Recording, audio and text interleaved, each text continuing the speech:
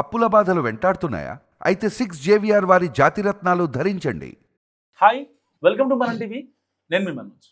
పరకామణి కేసులో ఇంత పెద్ద ఎత్తున అవినీతి జరిగిందని, సో కేవలం 76,000 రూపాయలు ఆయన దొంగిలిస్తే 14 కోట్ల రూపాయలు డబ్బులు ఇచ్చాడు కదా, దాంట్లో పెద్ద తేడా ఏముంది అంటే జగన్మోహన్ రెడ్డి గారు చాలా పలచగా చేస్తూ మాట్లాడిన కేసు అనమాట.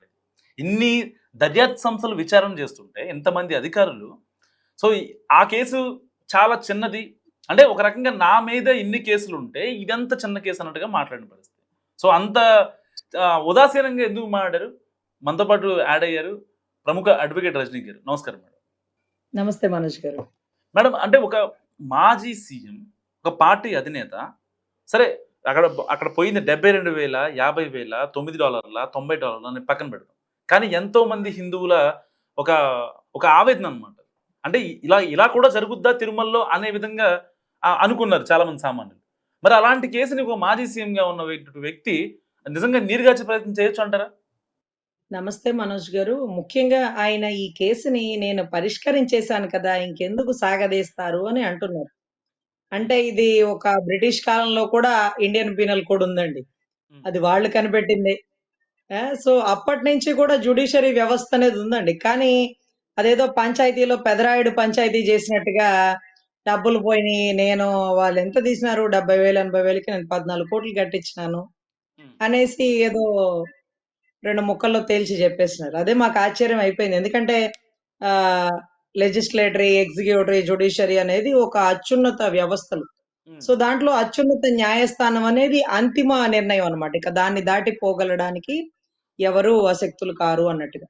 సో ఇటువంటి పరిస్థితుల్లో ఆయన నేను 14 కోట్లు కలెక్ట్ చేసినాను, ఇంక అయిపోయింది అని సాగదీస్తారు, ఏముంది దాంట్లో అనేస్తే ఇక మాకు న్యాయస్థానాలు ఎందుకు, న్యాయవాదులు ఎందుకు, జడ్జిలు ఎందుకు, మా యూనిఫామ్ అంటే ఆ యూనిఫామ్ చూసి భయపడే వారెవరు? సో ఇది చాలా ఆశ్చర్యం అండి. అంటే అంటే నాకొక్కటే గుర్తండి, పెదరాయుడు పంచాయతీ. తప్పు జరిగింది. అంటే నిజంగా ఓపెన్‌గా చెప్పుకోవాలంటే 72,000కి మా కోర్ట్ కూడా 14 కోట్లు కట్టమని చెప్పదండి. అవసరమైతే ఒకవేళ జైలు శిక్ష, లేకపోతే దొంగతనం కేసుకి, లేకపోతే నష్టపరిహారం ఇంత, అంత అని కట్టమంటది. కానీ అతని కెపాసిటీని అంచనా వేసి ఆ 14 కోట్లు కూడానండి జస్ట్ పేపర్ వాల్యూ అట. మేబీ ఆన్ మార్కెట్ వాల్యూ వచ్చిందనుకోండి, ఇంకా చాలా ఎక్కువ అంట. అంటే 45 క్రోర్స్ ఉంటుందట దాని ప్రాపర్టీ ఖరీదు. అతని ఆస్తి అయితే ఇక 100 కోట్లు. పరకామణి కౌంటింగ్ చేసినవాడు ప్రభుత్వ స్థాయిలో ఏదో ఒక ప్రజాప్రతినిధులకు ఉన్నటువంటి ఆస్తులతో సరి సమానంగా ఎలా సంపాదించగలిగాడు? అంటే ఎవరికి బినామీ? ఎవరు వీరిని వాడుతున్నారు? ఎన్ని సంవత్సరాల నుంచి వాడుతున్నారు? ఈ వాడకం గత 5 ఏళ్ల నుంచి జరిగితే కూడా అంత సొమ్ముని పోగు చేయలేరు కదా! అంటే ఎన్ని సంవత్సరాల నుంచి జరుగుతుంది? నాకు అర్థం కాని విషయం ఏంటంటే మేడం, ఒకవేళ మన డబ్బులు వాళ్ళకి రాయాలి అంటే టీటీడీకి ఏదో కొన్ని నియమ నిబంధనలు ఉంటాయి నాకు తెలిసి. అవన్నీ దాటిచ్చేసి ఆయన సేవ్ చేయాలనే ఒకే ఒక్క ఉద్దేశంతో రావించడం ఎంతవరకు కరెక్ట్ అంటారు? సార్ ఆయన్ని సేవ్ చేస్తున్నాడని మనం అనుకోవడానికి నాకేం అర్థం కావట్లేదు సార్. సేవ్ చేసేవాడైతే ఆ కేసుని బయటికి రానిచ్చేవాడు కాదు. ఒకవేళ నిజాయితీ గల అధికారి పట్టుకుంటే అతనికి ఎంతో కొంత ఇచ్చి అసలు ఆ విషయం బయటికి రానిచ్చేవాడు కాదు. దొంగతనం జరిగిందని వెలుగులోకి వచ్చింది. ఆ దొంగతనానికి అతని లెవెల్‌లో, అతని ఆలోచనలో అతనేదో పనిష్మెంట్ వేసేసాడు. ఆ 14 కోట్లు టీటీడీకి పంపించేశారు. అంటే దాని అర్థం ఏంటంటే ఈ 14 కోట్లు టీటీడీకి ఏదైతే భూములు ఇస్తున్నారో దాన్ని ఆన్‌లైన్‌లో అంటే వాళ్ళకి సంబంధించిన వెబ్‌సైట్ ఉంటది. TTD website. దాంట్లో ప్రచురితం చేయాల. అది ఆ జీవోల్లో ప్రకారం ఎంత సొమ్ము ఇస్తున్నారు, ఎక్కడెక్కడ ఇస్తున్నారు, ఇంత సొమ్ము వీరు ఇస్తున్నారు అంటూ పబ్లిక్ డొమైన్‌లో కూడా వాళ్ళు డిస్‌ప్లే చేయాలి.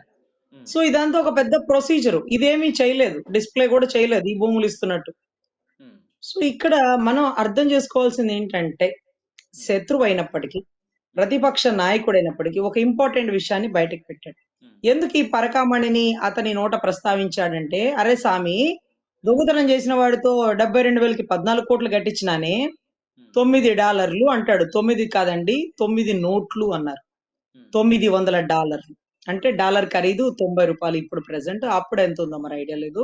సో $90 ఇంటూ $900 వేసుకొని ఆ అమౌంట్ ఎంతైతే ఉందో అంత అమౌంట్‌కి నేను 14 కోట్లు కట్టించినాను కదా! 9 నోట్లు అంటే మీరందరూ ఎగతాళి చేస్తున్నారు గానీ 9 నోట్లే.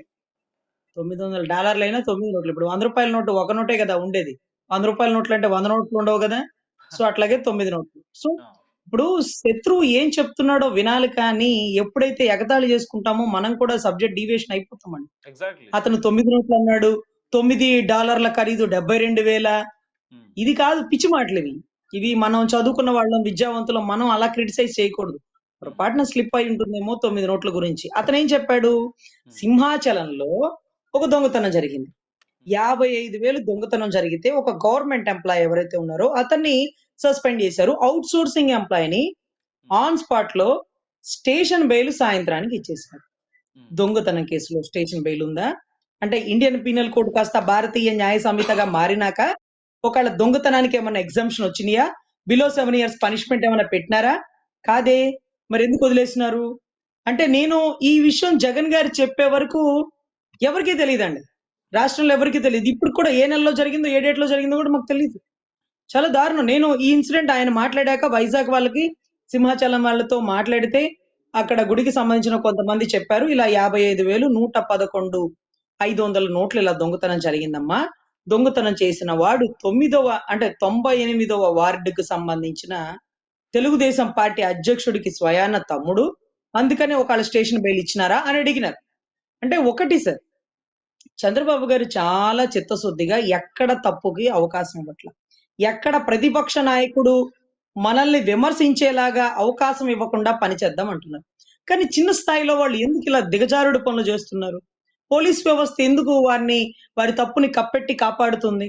మనం మళ్ళీ 2029లో ప్రజల మధ్య వెళ్లి మనం అడగాలి కదా ఓట్లు. అంటే ఎలా ఉంటుందంటే మనం ధర్మం చాలా మంది ఎగతాళి చేసినారు మీ నాయకుడు సనాతన ధర్మం అంటాడు కదా అంటూ. నేను చెప్తున్నా సనాతన ధర్మం ఏంటో నాకు తెలీదు కానీ ధర్మం మాత్రం తెలుసు. ధర్మో రక్షితి రక్షితః. ఏ ధర్మాన్ని నువ్వు రక్షిస్తావో హ్మ్. ఆ ధర్మమే నిన్ను రక్షిస్తుంది. ఏ ధర్మాన్ని? అంటే నువ్వు అధర్మాన్ని రక్షిస్తే ఆ ధర్మం నిన్ను శిక్షిస్తుంది. ధర్మాన్ని రక్షిస్తే ధర్మం నిన్ను కాపాడుతుంది. సో ఇప్పుడు పరకామణి కేసులో మనం ప్రశ్నించిన వాళ్ళమైతే ఈ కేసులో ఇతనికి ఇమ్మీడియేట్‌గా జైలులో పడాలి. హ్మ్. ఇమ్మీడియేట్‌గా అరెస్ట్ అవ్వాలి. అరెస్ట్ అయ్యాడా? ఎందుకు వెసులుబాటు ఇచ్చాం? అక్కడొక నీతి, ఇక్కడొక నీత. ఇదేం న్యాయం స్వామి అని ప్రతిపక్ష నాయకుడు ప్రెస్ మీట్ పెట్టి అడిగే వరకు మనం ఎందుకు చేసుకున్నాం? మనం ఎందుకు ఇమ్మీడియేట్‌గా రియాక్ట్ అవ్వలేకపోయాం? సో, అదొకటి. అంటే ఎందుకు చెప్తున్నానంటే, చివ్వరలో కర్ణుడు అంటాడు అర్జునుడిని, "అర్రే! నా రథం భూమిలో కుంగిపోయింది. నా చేతిలో ఉండే ఆయుధాలు విరిగిపోయినియి. నాకుండేటటువంటి ఏదైతే విద్య జ్ఞప్తికి రాకుండా శాపం ఉంది. ఈ టైంలో నేను నేలకు ఒరిగిన నా మీద యుద్ధం చేస్తావా? ఆయుధం లేని వాడితో యుద్ధం చేస్తావా? అది యుద్ధ నీతా?" అని కర్ణుడు అర్జునుడిని నిలదీస్తుంటే అప్పుడు కృష్ణుడు చెప్తాడు, "ఓహోహో! ఇప్పుడు తమరు ధర్మాల గురించి మాట్లాడుతున్నారా? ఇది ధర్మమా? ఇది నీతా?" అని మరి నిండు సభలో పాంచాలిని మరి అంత అవమానపరుస్తున్నప్పుడు దుర్యోధనుడు నాకు అంగరాజ్యాన్ని ఇచ్చాడే, దుర్యోధనుడు నా స్నేహితుడు అనుకున్నా. బహుశా నువ్వు అధర్మానికి నాంది పలికావు. ధర్మం వైపు మాట్లాడలేదు. అందుకనే నువ్వు ఏ ధర్మాన్నయితే నువ్వు కాపాడలేదో ఆ ధర్మం ఈ రోజు నిన్ను కాపాడట్ల. ఆ రోజు నువ్వు ధర్మాన్ని కాపాడుంటే అంటే విదురుడులాగో లేకపోతే ఇంకొకళ్ళలాగా నువ్వు ధర్మాన్ని పరీక్షిస్తే, లేకపోతే ఇది తప్పు అని ప్రశ్నిస్తే ఈ రోజు బతికుండేవాడివి. అవును. అని ఆ రోజు అంత పెద్ద దానవీర శూర కర్ణుడికి కృష్ణుడు, అర్జునుడు కలిపి చెప్పినటువంటి నీతి అంటే ధర్మం. అది తప్పు అని మనం నిలదీసినప్పుడు ఇది కూడా మనం తప్పు అని అనాల్సిందే. హ్మ్. ఇక్కడ ఎవరు ఇది అధర్మంగా ప్రవర్తిస్తున్నారో, ఎవరైతే ఈ 55,000 దొంగతనం చేసిన వాడిని కప్పెట్టి కాపాడాలనుకుంటున్నాడో, ఎవరు చెప్తే పోలీసులు అరెస్ట్ చేయకుండా స్టేషన్ బెయిల్ ఇచ్చారో, ఆ పనికిమాలిన పనులు ఆపుకొని ముందు చట్టాన్ని కాపాడండి. తర్వాత ధర్మాలు, అధర్మాలు, సనాతన ధర్మాలు ముందు చట్టాన్ని కాపాడండి. ముందు చట్టాన్ని కాపాడి, చట్టం విలువల్ని కాపాడి మీరు ప్రమాణం చేసింది రామాయణం మీదో, మహాభారతాల మీదో కాదండి. హ్మ్. ధర్మం మీద, రాజ్యాంగం మీద ప్రమాణం చేసి అందరిని ఒకేలాగా చూస్తాను. లేకపోతే నా కుటుంబ సభ్యులైనప్పటికి, ఇంకొకళ్ళైనప్పటికీ అంటే ఏదో పెద్ద వాళ్ళకి ఏదో చదువుతారు కదా! హ్మ్. మరి స్లోగన్స్ అవన్నీ ఏమైపోయినియి? ఈరోజు ఒకటే ప్రతిపక్ష నాయకుడు నిలదీసి అడిగినటువంటి ప్రశ్నకి హ్మ్. మీ సమాధానం ఏంటి? దొంగతనం కేసులో బిలో 7 ఇయర్సా? ఎందుకు ఎగ్జంప్షన్ ఇచ్చారు? ఓకే. రజనీ గారు పొరపాటున ఆ కాగితాలు ఎగిరి అతని పాకెట్ లోకి వెళ్ళిపోయినాయి. ఆ కాగితాలు ఎగిరి అతని పర్సులోకి వెళ్ళిపోయి పోని పొరపాటున ఆ ఎంప్లాయీ చెప్తేనే ఇతను పెట్టాడు. పాపం ఇతను తప్పేం లేదు. అయినా సరే బిలో 7 ఇయర్స్ కాదండి. Above 7 years. దొంగతనం అవతలోడు చెప్పి చేశాడా? నాకు సంబంధం లేకుండా చేశాడు. ఇవన్నీ చూడరండి. ఇవన్నీ పోనీ చూడొచ్చు. ఎప్పుడు? కోర్టు ఆర్గ్యుమెంట్‌లో. న్యాయస్థానాలు నిర్ణయిస్తాయి. అతను ధర్ముడా? అధర్ముడా? అతను తప్పు చేసినాడా? చేయనాడా? మీరెవరు? మీరెవరు చెప్పనీకి? దొంగతనం జరిగిందని ఒక గవర్నమెంట్ ఎంప్లాయీని మీరు సస్పెండ్ చేసినప్పుడు ఇమ్మీడియేట్‌గా ఉండే ఔట్ సోర్సింగ్ ఎంప్లాయీని ఆన్ స్పాట్‌లో అరెస్ట్ చెయ్యాలా? అతన్ని కూడా అరెస్ట్ చేయాలా? అతన్ని సస్పెండ్ చేసి వదిలేసినారు. అరెస్ట్ చేయలేదా? ఏంటోనబ్బా! ఆయన పెదరాయుడు పంచాయతీ చేస్తే మీరు చిన్నరాయుడు పంచాయతీ చేస్తున్నారు. ఈ మధ్యలో మా కాటమరాయుడు ఎవరికి చెప్పాలో అర్థం కాని పరిస్థితి ఏమో బహుశా నాకైతే తెలీదు. కాటమరాయుడు గారి దృష్టిలో వచ్చిందో లేదో. సో పరిశీలించాలి ఇవన్నీ ఏం జరుగుతుంది? ఎక్కడేం జరుగుతుంది? పోలీస్ వ్యవస్థలు ఇంకా ఎందుకు ఇలా ఇంకా దిగజారుడు పనులు చేస్తున్నాయి? అంటే అందరూ కాదండి.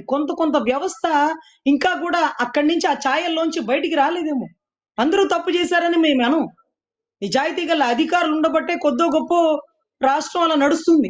కానీ అక్కడక్కడ ఇలాంటి వారు ఎందుకు వెసులుబాటు ఇచ్చారు? సార్ ఇలాగా స్టేషన్ బెయిల్ ఇస్తే మళ్ళీ మేము ఇరుక్కుంటాం సార్. మళ్ళీ కోర్టు మాకు మొట్టికాయలేస్తుంది సార్. ఎంత మొట్టికాయలేస్తుందంటే గౌతమ్ షవాగ్ లాంటిటువంటి డీజీపీ ఒక రోల్ మోడల్ డీజీపీ గారు లాంటి వారినే వచ్చి ఎఫ్ఐఆర్ కి సెక్షన్ ఏంటి? చదవండి. పుస్తకం ఇవ్వండి ఆయనకి అని పేజీలు తిప్పి చదివించినటువంటి పరిస్థితి అండి. సో ఇక ఒక్కటేనండి. మనం అద్దంలో మొఖం చూసుకుంటే ఎంత బాగా మనం కనపడతామో, ప్రజలు మీడియా ద్వారా ట్రాన్స్‌పరెంట్ గా ఉండేటటువంటి మన పరిపాలనని గమనిస్తున్నారు.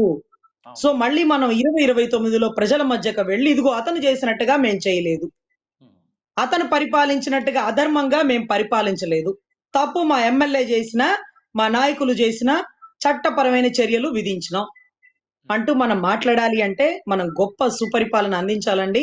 అలా అందిస్తారనే కూటమి నాయకుల మేక మాకు దృఢమైన నమ్మకం ఉందండి. అదే రకంగా చంద్రబాబు గారు గాని, పవన్ కళ్యాణ్ గారు గాని, లోకేష్ గారు గాని ఎక్కడ తప్పుని ఉపేక్షించట్లేదు. తప్పు చేసిన వారు ఎంతటి వారినైనా చట్టపరమైన చర్యలు తీసుకుంటాం అంటున్నారు కాబట్టి, ఇది కూడా వారి దృష్టిలో పెడుతూ చిన్న తప్పులేమన్నా ఉంటే రెక్టిఫై చేసుకోండి. తప్పు చేయని వాడు ఎవరు ఉండరు. కానీ తెలిసి తప్పుని దిద్దుకోకపోతే అదొక పెద్ద తప్పవుతుందని నేను భావిస్తున్నాను.